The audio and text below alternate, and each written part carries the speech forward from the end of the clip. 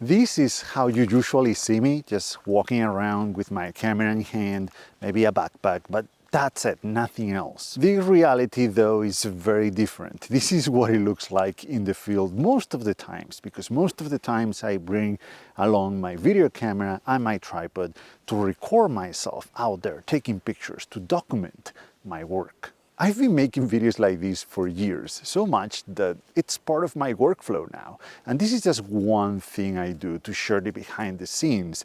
I also upload my contact sheets to Patreon, I share stories on Instagram, and every once in a while I post something on my blog. All of this takes time and a lot of effort, especially to carry the second camera and the tripod everywhere I go. It's a bit painful, but I believe that documenting my work, sharing the way I work, has for the most part made me a better photographer. It's also led to connections with some incredible people, and of course it's helped me spread the word about my photography. Documenting my work is the second best thing I've done for my photography, besides picking up a camera in the first place. In this video we'll talk about why I think that photographers should consider sharing their process in some way. By the way, if you were wondering how I filmed my video camera recording me while it was using this compact camera right here, and if you're wondering how I recorded this compact camera recording the video camera that was recording me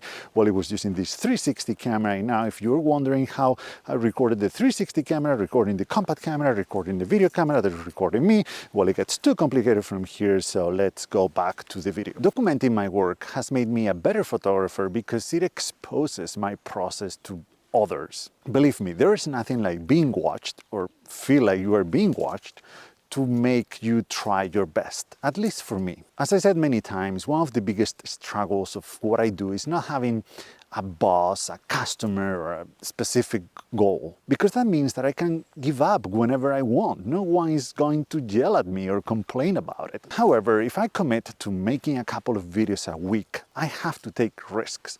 I can't play it safe all the time, knowing that other people, sometimes thousands of you, will be watching what I do and listening to what I say, pushes me to go farther, to be better, to think more. Having all of you watching me work also means that I get a lot of feedback about my images, tips about how to handle difficult conditions, or simply just supportive comments. And I appreciate all of that because it's extremely helpful for me, something that would not happen if I were to keep my work and my process to myself. I have no background in arts, I never studied photography in any way. I'm self-taught, mostly using the experiences of other photographers to learn, experiences that they shared online somewhere, to know what I could expect out here, to understand myself and what I want to do with my art even better. And this applies not only to photography, but to hiking, cooking outdoors, how to go on road trips, camping, and whatnot. There's so much information out there. My photography wouldn't be anywhere close to what it is today without all of that. My hope is to give back, if just a little bit, maybe not so much with tips about what to do or what not to do, but maybe sparking a little bit of inspiration so you grab your camera and go out, take some pictures. The best emails and the best messages I get is when someone reaches out to me saying that because they saw a video of mine, they felt inspired to go outside and try to do something with their photography, and that is an incredible feeling that I get when that happens. Even if you think that you don't have anything to share, that you don't have anything useful to share with others, you do. Now, let's talk about the story behind the image and why it's so important. It's always been important, but more important today than ever. Photography has changed quite a bit in the last few decades. Today, taking a photograph is really easy. Anyone can do it. Almost everyone has a camera in their pocket, and we can take as many pictures as we want. It is hard to comprehend how different this world is compared to just 30 to 40 years ago. There are no barriers in photography anymore. The result is that there's amazing photography being made every day, and it's incredible to watch. But the consequence is that the noise is also up.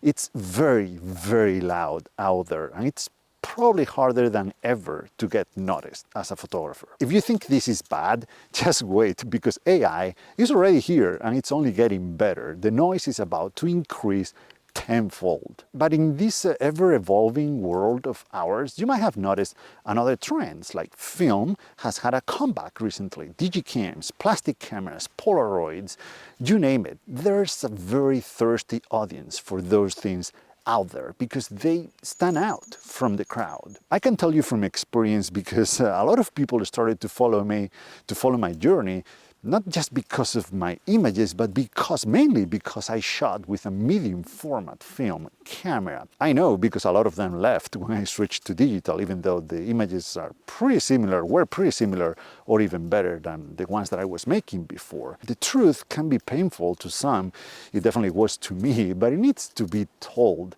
Unless you are the very best at what you do, very few will care about your art. And by the way, that is totally okay. That might be all you want and need from your photography, to have some fun, a handful of people who really enjoy your images. If you can find that, you'd be very lucky actually. Now, if you want to make a living with this, if you want to make it your main thing and not just something on the side, then I do believe that there's no other option today but to share how you make your art in as many details as possible, as often as possible. A photograph doesn't need a story, but it can tell one.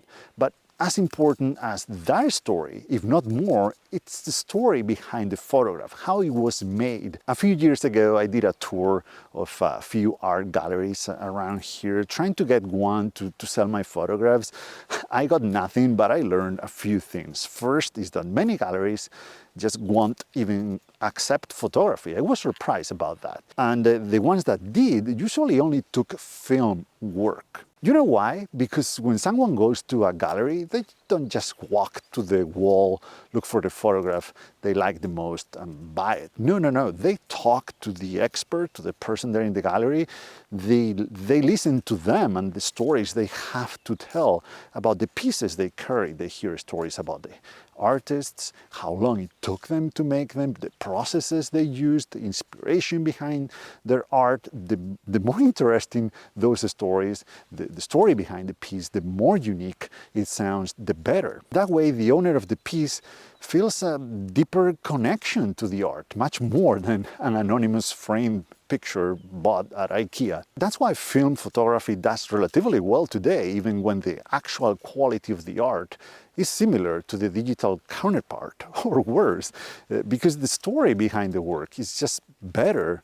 The struggle matters, the risk, the effort, the likely failures. We humans simply appreciate something much more when we know it was hard to make. The final result is many times secondary. For example, I got to Spain from the US just a few days ago, and in 2023 that's not remarkable. It could have been 500 years ago, because how did I do it so fast? But no one is gonna talk about my trip overseas unless I made it hard. If I told you I swam here, everyone would be talking about me, especially if I had photographs and videos to prove it.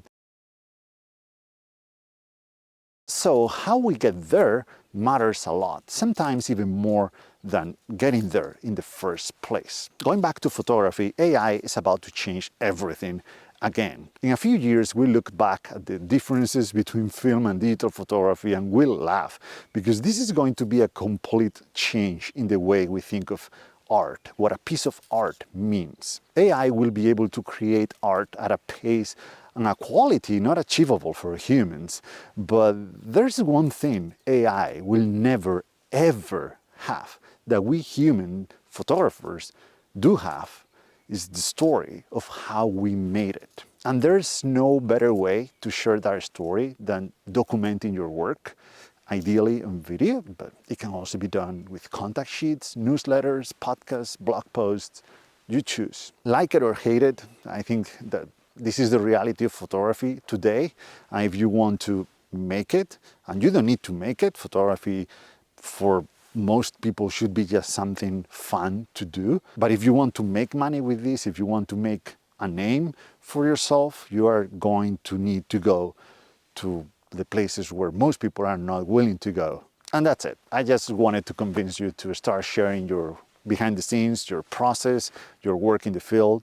If you do, please share it in the comments down below. If you have a channel, a blog, whatever, I'm interested. The people watching this video will be interested because we all want to learn from you, from your successes and your failures. So yeah, please go ahead and share your channel or your website in the comments. And yeah, that's all. As you can see, I'm back in Spain. It's gonna be exciting, but plenty of new photographs and plenty of new videos coming from here very soon. For now, thank you so much for watching and see you in the next one.